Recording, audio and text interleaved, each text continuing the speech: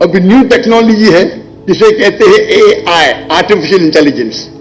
ये मीडिया का मौजू इतना बड़ा है कि पूरा दिन भी बात किए तो कम है।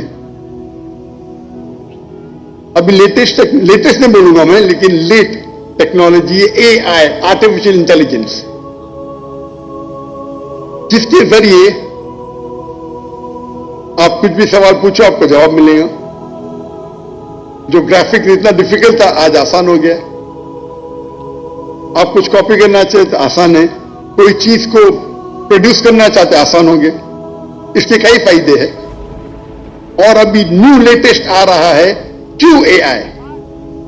वक्त की किल्लत है, लेकिन हम मुसलमान इसके ऊपर आर्टिफिशियल इंटेलिजेंस टेक्नोलॉजी के ऊपर रिसर्च नहीं कर रहे हैं, नहीं के बराबर।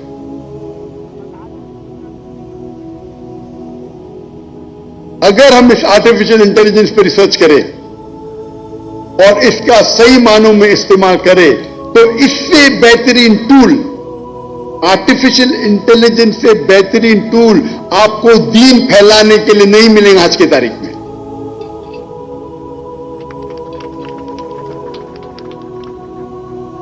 और माशाअल्लाह मैं जानता हूं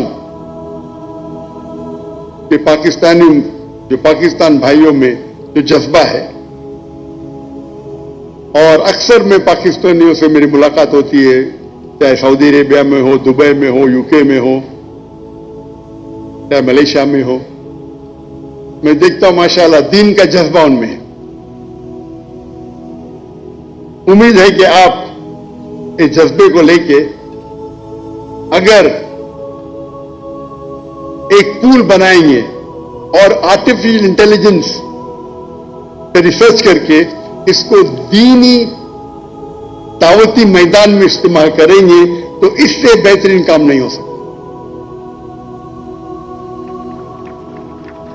पाकिस्तान एक वाहिद मुस्लिम मुल्क है जिसके पास न्यूक्लियर टेक्नोलॉजी है, अल्हम्दुलिल्लाह। मेरी ख्वाहिश है कि आप आर्टिफिशियल इंटेलिजेंस के ऊपर भी इंशाअल्लाह रिसर्च करें और इसको दीन को फैलाने के लिए इस्तेमाल कीजिए, ताकि इसका अजर हमारे पूरे कौम को मिलेगा।